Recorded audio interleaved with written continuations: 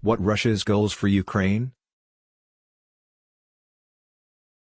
The largest military buildup in Europe since World War II is being caused by Russia's invasion of Ukraine. Here is a summary of how it happened and what is at risk for NATO, the United States, and Russia.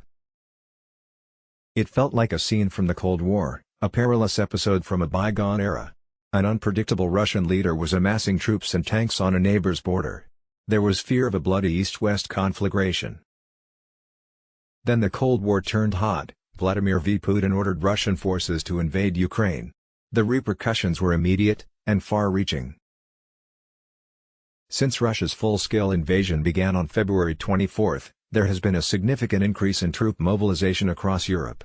Moscow has so far been unable to achieve the quick win it had hoped for and has failed to annex important cities throughout the nation, including Kyiv, the capital.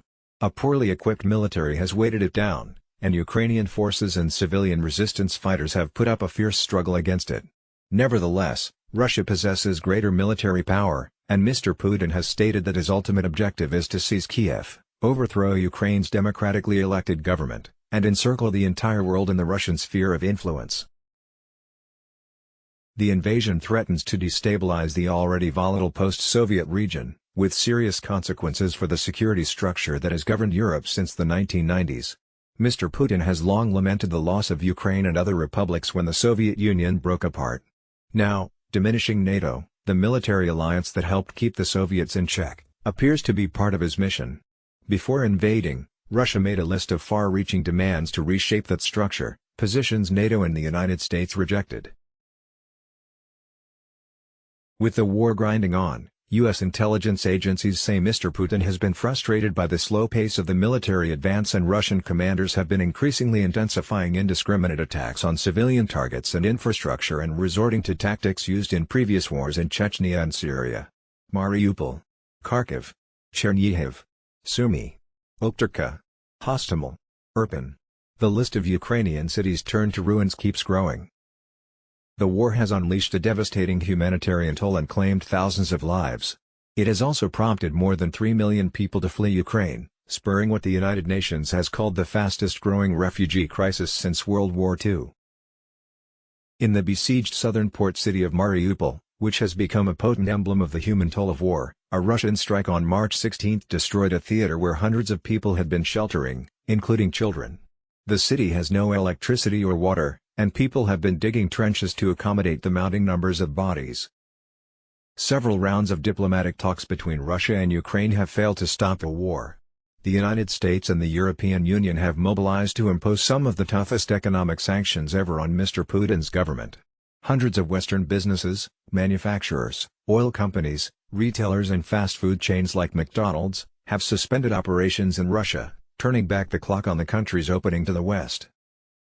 After the Soviet Union collapsed in the early 1990s, NATO expanded eastward, eventually taking in most of the European nations that had been in the communist sphere. The Baltic republics of Lithuania, Latvia, and Estonia, once parts of the Soviet Union, joined NATO, as did Poland, Romania and others. Fears of escalation. President Vladimir V. Putin of Russia repeated the unfounded claim that Ukraine was preparing to explode a so-called dirty bomb, as concerns rose in the West that the Kremlin was seeking a pretext to escalate the war.